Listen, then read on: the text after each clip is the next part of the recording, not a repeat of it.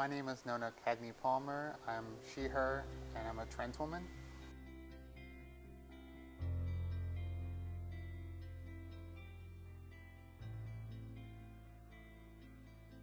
During my master's program here, I had gone as a they, them, as a non binary person. I had a big beard.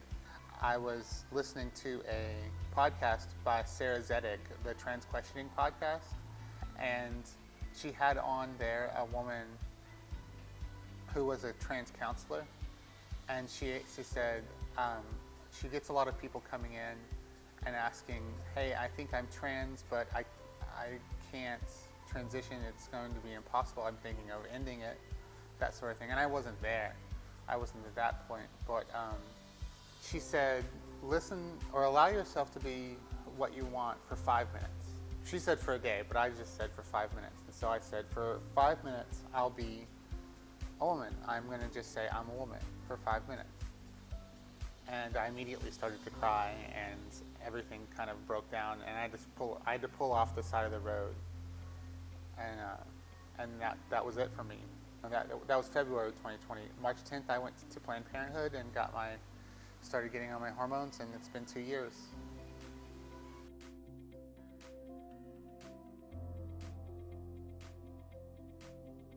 I went on Amazon and I bought a blue skirt. So there's this thing called dysphoria, and then there's the flip side of that gender dysphoria is gender euphoria.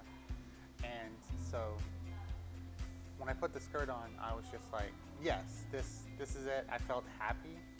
I didn't realize that I had felt bad. You know, it's that thing where if you boil a frog, it won't jump out because it's the slow, gradual increase in temperature. And so I had that. So when the temperature was taken away, and I didn't realize how good I felt. And so I just immediately started going full time.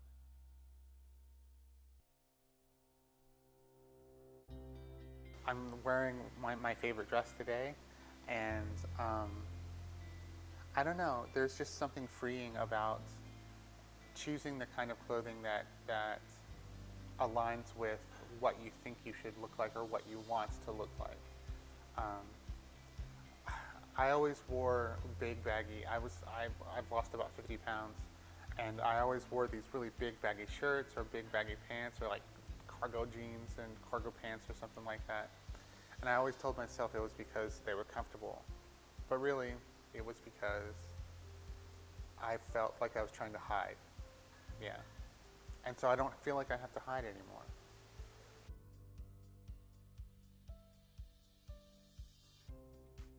Generally, I'm an extrovert, and so going to poetry nights and hearing my peers and people that I really admire read has been a great kind of thing to do. I like performing. I got to read in Philadelphia last week at the Association of Writers and Poets Conference. We had an off-site reading for UL Lafayette. It was great. It was a fantastic thing. My writing process, I don't even know if you could call it a process. It's kind of just like vomit. I just sort of expel all of this stuff onto the page and then tinker with it over the course of a few weeks. Yeah, honestly, the last thing I expected before the year was done was this whole crisis. Damaged and damaging, you know? Even like 2 weeks later, I'm undone. Fuck me, this memory slips, snare, it garrotes, it hemorrhages, it leaves incisions against my own sense of. Just like always, I made myself what she wanted, kindly used parts gifted this body at birth, so she lay there as I pull out and after,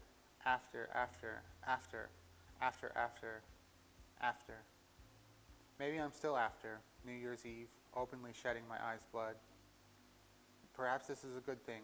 There is no longer the question regarding what surgery I need anymore. Single memories don't add up to dysphoric drama, but take 7, 8 of them, 7, 8 days until there's been at least one day like New Year's Eve, variations on the same pattern each month, where I'm close, about to take one of those X-Acto knives, you know, zero it out, make me write. I have a poem called Skirt, where I was like called a faggot and stuff like that, but honestly, a lot of my there's this poet named Ross Gay, and is about expressing joy in poetry. And so a lot of times my poetry has some joy in it and there's worry, there's a lot of worry. Um, but I try to find some joy, in expressing it. We sat at the wing place with the good Parmesan bones, meat, egg washed chicken fried decided on a course. My sister, hard-boiled buxom badass that I break against. She's got this persona right, a cultivated professional disdain. No one sneers like my sis, sees so clear like my sis. In a wrestling match, nobody's feared like my sis, right? You laugh, but one time I had to put my forehead down on her nose. I cracked a molar, so I wasn't all that intimidated.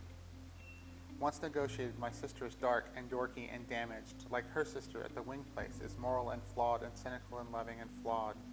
And how could I tell her? How could I tell her? Could I tell her?